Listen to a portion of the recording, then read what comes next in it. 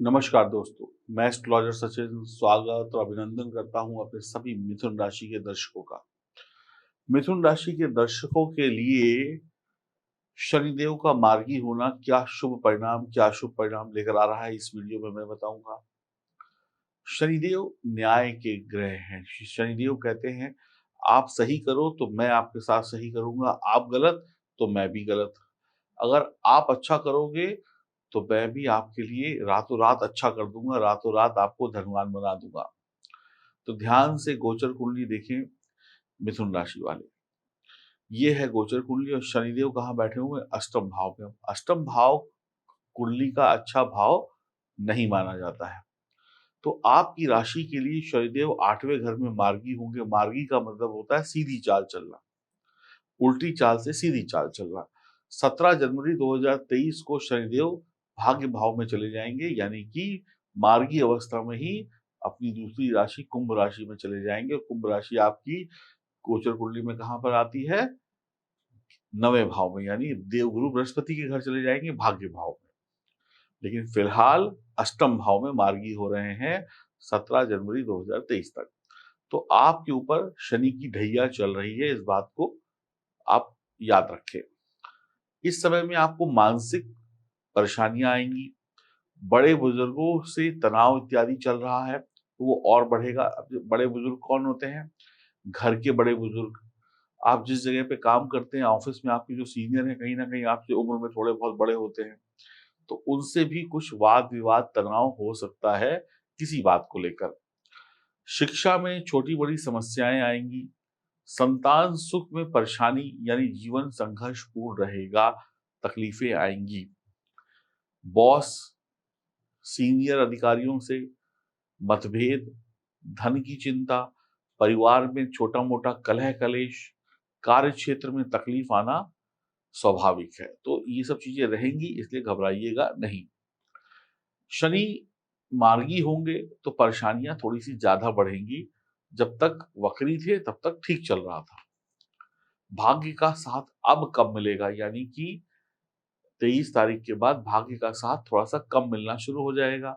परिवार के लोगों का सपोर्ट थोड़ा सा कम मिलेगा। कार्य क्षेत्र में शत्रु परेशान करेंगे, आपकी परेशानियां शत्रु बढ़ाएगा। आप अपनी बातें गुप्त रखें, अपने राज गुप्त रखें, अपनी बातों को जग जाहिर ना होने दें, नहीं तो आपके लिए यही बात परेशानी की वजह बन जाएगी। यानी चुपचाप काम करिए, बहुत ज्यादा अपनी बातों को दुनिया के सामने लेकर मत आइए, वरना लोग इसका फायदा उठा लेंगे।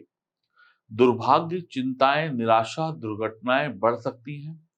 कार्य क्षेत्र में बदलाव मनचाहा ट्रांसफर नहीं होकर अनचाहा ट्रांसफर हो सकता है। आप अपने काम खुद करें, किसी पे भरोसा ना करें। किसी के भरोसे काम को ना छोड़ें। किसी के भरोसे आप बोले कि ये मेरा काम ये कर देगा या कर देगी, मैं घर जा रहा हूँ, ऐसा मत करें, वरना आपको ही नुकसान हो जाएगा। या तो वो व्यक्ति काम करेगा नहीं या व्यक्ति गलत कर देगा काम, तो अंत में नुकसान आपका है। पैतृक संपत्ति में कोई विवाद है घर वालों के बीच में, तो उसमें भी अब ये विवाद थोड़ा सा और तूल पकड़ सकता है, बहसबाजी इसमें ज्यादा हो सकती है। नौकरी में, व्यापार में बदलाव ना करें, जो चल रहा है वैसे ही चलाए रखें। अभी नई नौकरी बदलने के चक्कर में ना पड़े। कोई कहेगा कि यहाँ पे छोड़ो, वहां पे नौकरी अच्छी है, वहां पे 10,000 रुपये सैलरी ज्यादा मिलेगी, वो घर के पास है कंपनी, वहां कर लो। इन सब चक्करों में मत पड़िएगा अभी जनवरी तक। अभी फिलहाल जहां टिके हुए हैं वहीं टिक के जैसे तैसे काम करते रहिए, वरना दिक्कत हो सकती है। साथ ही साथ अपनी सेहत का भी ध्यान रखिए। कोई भी दिक्कत होती है तो उसके लिए अपना घरेलू इलाज करें। घरेलू इलाज से ठीक नहीं होते तो डॉक्टरी इलाज करें। वैवाहिक जीवन में छोटा मोटा तनाव रहेगा। जिसका शनि लग्न, चतुर्थ, पंचम या अष्टम भाव में है, उनकी परेशानियां थोड़ी अधिक बढ़ सकती हैं। अब उपाय क्या है? हनुमान जी की उपासना करें, हनुमान जी के मंदिर जाकर उनके दर्शन करें, पीपल के पेड़ की सेवा करें, योग प्राणायाम करें। इससे भी आपको राहत मिलेगी, बहुत राहत मिलेगी। प्राकृतिक जगहों पर घूमने फिरने जाएं, जैसे हरियाली वाली जगह है जहाँ पे प्रकृति है। वक्री काल के दौरान किए गए धन निवेश और जो कार्य थे आपके, उनका अच्छा रिजल्ट अब मिल सकता है। जो उस समय में आपने कोई काम किया हो, कोई शुरुआत की हो, कोई इन्वेस्टमेंट की हो, उसके रिजल्ट शनि के मार्गी होने पर मिल सकते हैं। ससुराल पक्ष से कोई गलतफहमी हो सकती है आपकी, ससुराल वालों से रिश्ते बिगड़ सकते हैं, कोई तू-तू मैं-मैं परेशानी हो सकती है ससुराल वालों के साथ, तो इसलिए सोच समझ कर ही बात करें। सतर्क रहें, किसी भी प्रकार के विवादों से बचें, विदेश से कोई संबंध जुड़ सकता है, विदेश से लाभ हो सकता है, कुछ छोटे लाभ, कुछ बड़े लाभ आपके विदेश से होते हुए दिखाई पड़ रहे हैं।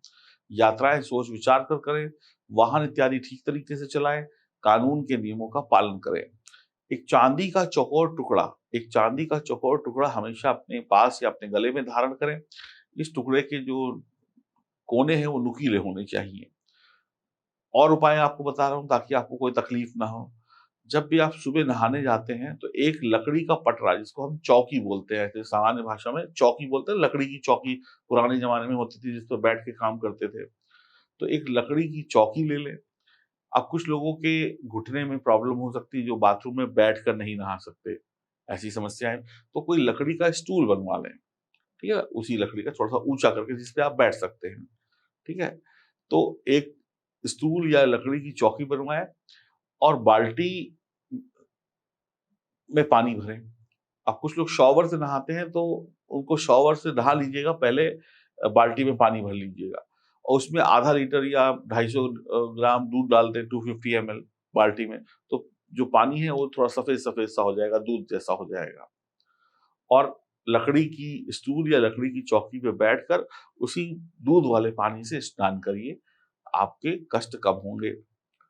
8 केजी उड़द की दाल, ये जो काली-काली दाल आती है उड़द की दाल, इसको किसी बहते हुए पानी में जल प्रवाह करें और शराब और मांसाहार से दूर रहें।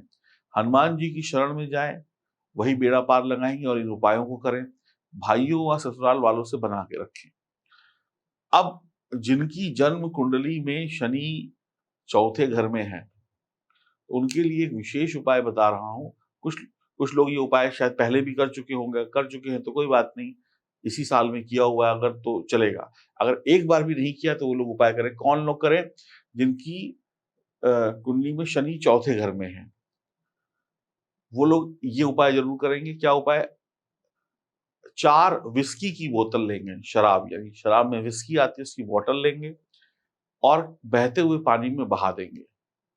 चारों बॉटल एक ही तरीके की होनी चाहिए, एक ही ब्रांड की होनी चाहिए, ब्रांड आप अपनी मर्ज़ी से लें, साइज़ एक ही होना चाहिए 100 ml, 200 ml, 1 लीटर जो भी आपको लेना है, वो लें और जब आप नदी में बहाएँ, बहते हुए नदी या नहर में जहाँ पे भी, तो जो बोतल का ढक्कन होगा और बोतल काँच की होगी या प्लास्टिक की होगी, उसको पानी में नहीं फेंकना है, उसको पास में कहीं डस्टबिन वगैरह हो, वहाँ फेंक दें और चुपचाप अपने घर चले आएँ। एक-एक बोतल खोलिए, बहाइए।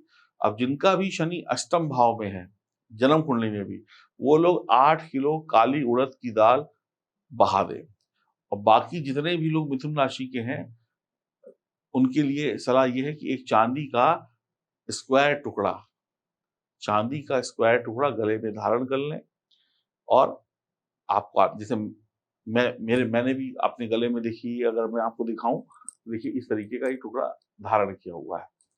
और ये टुकड़ा अगर आप चाहते हैं तो आपको हमारे संस्थान से प्राप्त हो जाएगा और इसके लिए आपको लिख के देना होगा एस, एस का मतलब हो गया सिल्वर, S6 S6 लिखकर भेजेंगे तो ये हम आपको कोरियर से भेज देंगे और इसको आप आगे भी पहन सकते हैं, आगे भी आपके काम आएगा और चांदी है कभी भी किसी यूज़ आ जाएगी। S6 लिखकर भेजेंगे तो इसकी कीमत है ₹1500।